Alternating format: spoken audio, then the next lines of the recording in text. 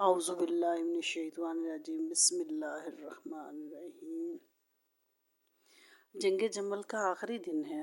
تلواروں اور تیروں کا زور ہے، ٹوٹنے کا نام ہی نہیں لے رہا۔ امیر المومنین سیدنا علی المرتضیٰ رضی اللہ عنہ کھڑے جنگ ملاحظہ فرما رہے ہیں۔ ایک یا دو سینکڑوں نہیں بلکہ ہزاروں کی تعداد میں صرف مسلمان ہی ذبح ہو کر گرتے چلے جا رہے ہیں۔ سیدنا امام حسن رضی اللہ عنہ اپنے والد بزرگوار کے پاس کھڑے یہ دل خراش منظر دیکھ رہے تھے۔ حضرت علی کرم اللہ وجہہ الکریم نے اپنے لخت جگر کو فرمایا، ان اللہ اے حسن، یہ سب دیکھنے کے بعد کس بھلائی کی امید کی جا سکتی ہے؟ اس کے ساتھ ہی آپ نے سیدنا امام حسن رضی اللہ عنہ کو اپنے سینے سے لگایا۔ دونوں باپ بیٹے پر اس وقت کیا کیفیت طاری تھی، یہ اللہ رب العالمین ہی بہتر جانتا ہے۔ اس کے بعد امیر المومنین نے حضرت طلحہ زبیر رضی اللہ عنہ کو اپنے پاس گفتگو کے لیے بلا لیا۔ کچھ ہی دیر میں دونوں حضرات آپ کے سامنے کھڑے تھے۔ آپ نے دونوں سے فرمایا، میں دیکھتا ہوں تم لوگوں نے سواروں، پیادوں اور فوجوں کو جمع کر لیا ہے، لیکن کیا تم لوگوں نے قیامت کے دن کے لیے بھی کوئی عذر تیار کر رکھا ہے؟ یعنی قیامت کے روز اس قتل عام کا حساب کیسے دیں گے؟ پھر فرمایا، اللہ سے ڈرو اور اس عورت کی طرف نہ ہو جاؤ جس نے اپنے سود کو مضبوط کاٹنے کے بعد خود ہی سے توڑ ڈالا۔ تم دونوں میرے خون کو حرام قرار دیتے ہو اور میں بھی تم دونوں کا خون حرام قرار دیتا ہوں۔ کیا میں تم دونوں کے خون کے بارے میں حاکم نہیں؟ یا کوئی رسول صلی اللہ علیہ وسلم کا فرمان ہے تم لوگوں کے پاس جس نے میرا خون تمہارے لیے حلال کر دیا ہے؟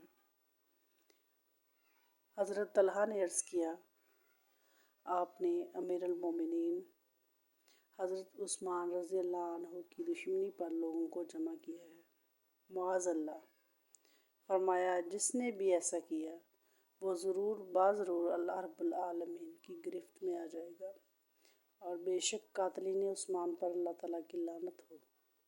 اس کے بعد آپ نے حضرت طلحہ کو مخاطب کرتے ہوئے فرمایا، کیا آپ رسول اللہ علیہ وسلم کی زوجہ ام المومنین حضرت عائشہ رضی اللہ عنہ کو لڑنے کے لیے لے آئے ہیں اور اپنی بیوی کو گھر میں چھوڑ آئے ہو؟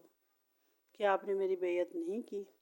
حضرت طلحہ نے عرض کیا، میں نے آپ کی بیعت کی ہے، لیکن اس حالت میں کہ تلوار میری گردن پر لٹک رہی تھی، اور یہ زبردستی کی بیعت تھی۔ اس کے بعد حضرت علی کرم اللہ وجہہ الکریم نے حضرت زبیر کو مخاطب کرتے ہوئے فرمایا، آپ کو کس نے گھر سے نکلنے پر مجبور کیا تھا؟ انہوں نے کہا، آپ نے۔ فرمایا، میں بھی آپ لوگوں کی وجہ سے ہی یہاں تک پہنچا ہوں۔ مختصراً یہ کہ کچھ دیر کی گفتگو کے بعد آپ دونوں حضرات واپس لوٹ گئے، اور ایک روایت کے مطابق حضرت زبیر رضی اللہ عنہ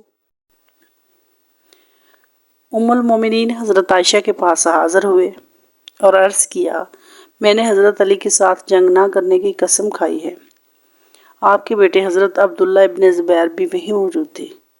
کہنے لگے، آپ لوگوں کو یہاں تک لے کر آئے ہیں، اب جب کہ وہ جنگ میں کود چکے ہیں تو آپ لوگوں کو اس حالت میں چھوڑ کر واپس جا رہے ہیں۔ اب بہتری اسی میں ہے کہ آپ کھائی ہوئی قسم کا کفارہ دیجیے اور میدان جنگ چھوڑ کر نہ جائیں۔ منقول ہے کہ آپ نے اپنی قسم کے کفارہ کا طور پر ایک غلام آزاد کیا اور جنگ میں ہی حاضر رہے۔ حافظ ابن کثیر لکھتے ہیں، حضرت زبیر کے واپس لوٹا جانے کی روایت زیادہ صحیح معلوم ہوتی ہے، اور یہ بعید ہے کہ آپ نے اپنی قسم کا کفارہ دیا اور جنگ میں ہی حاضر رہے۔ دوسری جانب ام المومنین حضرت عائشہ رضی اللہ عنہ حوض میں بیٹھے باہر تشریف لے آئیں۔ باہر آ کر آپ نے حضرت عثمان کے قاتلین کے لیے بددعا فرمائی، اور آپ کے ساتھ آپ کے حوض کو گرے ہوئے جانثار ان نے بھی پرکیف انداز میں دعا میں شرکت کی۔ اسی جذباتی کیفیت میں لوگوں کی چیخوں کی آوازیں بلند ہونے لگیں۔ جنگ میں اس قدر شدت کے باوجود حضرت علی رضی اللہ عنہ نے ان کی چیخیں سنی اور دریافت فرمایا، یہ کیا ہو رہا ہے؟ بتایا گیا ام المومنین حضرت عثمان کے قاتلین کے لیے بد دعا فرما رہی ہیں۔ حضرت علی نے فرمایا یا اللہ قاتلین عثمان پر لعنت فرما۔ حضرت عائشہ جس حوض پر سوار تھی اس کے اونٹ کی مہار تھامے درجنوں افراد تیروں تلواروں کا شکار ہو چکے تھے۔ بعضوں نے یہ تعداد 40 بھی لکھی ہے۔ اسی دوران ایک شخص لڑتے ہوئے اونٹ تک جا پہنچا اور اس نے اونٹ کی کونچیں کاٹ دی جس کی وجہ سے اونٹ کھڑا نہ رہ سکا اور ام المومنین حضرت عائشہ حوض سمیت زمین پر آ رہی۔ کچھ روایات میں یہ بھی ملتا ہے کہ امیر المومنین حضرت علی رضی اللہ عنہ نے حکم فرمایا تھا کہ حوض کو نشانہ نہ بنایا جائے بلکہ اونٹ کی کونچیں کاٹی جائے تاکہ مطلوبہ مقصد حاصل کیا جا سکے۔ ام المومنین حضرت عائشہ کا اونٹ جب زمین پر گرا تو آپ کے ارد گرد لوگ بھی ہمت ہار گئے اور شکست سے دوچار ہوئے۔ حضرت علی رضی اللہ عنہ نے فوراً اعلان کروا دیا کہ کسی زخمی کو قتل نہیں کیا جائے گا، بھاگنے والوں کا پیچھا نہیں کیا جائے اور گھروں میں داخل ہوا جائے گا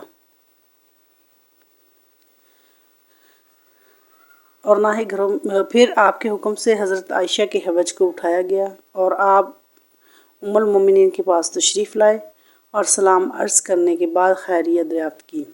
اے ماں آپ کیسی ہیں؟ حضرت عائشہ نے جواب دیا میں ٹھیک ہوں۔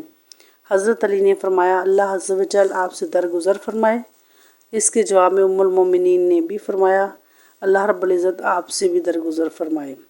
بعد ازاں آپ جب سرداران قریش اور رؤسائے شہر حضرت عائشہ کی خدمت میں حاضر ہوئے تو آپ نے ان سے فرمایا مجھے یہ منظور تھا کہ میں آج کے واقعے سے 20 سال پہلے ہی مر جاتی اور میں یہ جنگ نہ دیکھ پاتی۔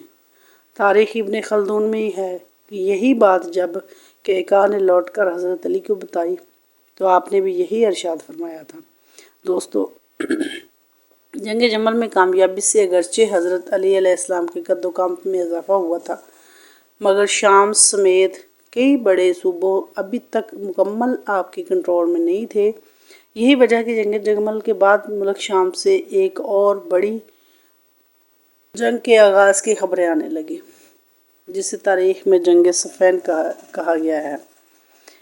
جنگ کی اصل تعداد کے بارے اختلافات پایا جاتا ہے۔ بعض راویوں کے مطابق 3000 تھی جبکہ بعض کی تعداد 10,000 یا 21,000 تھی۔ واللہ اعلم بالصواب۔ جنگ کا اختتام ہوا تو ام المومنین حضرت عائشہ رضی اللہ عنہ کو عزت و احترام کے ساتھ آپ کے بھائی محمد بن ابی بکر کے ہمراہ بصرہ روانہ کر دیا گیا۔ منقول ہے کہ اس واقعے کے بعد ام المومنین حضرت عائشہ رضی اللہ عنہ کو جب بھی واقعہ یاد آتا تو آنکھیں آنسوں سے تر ہو جاتی۔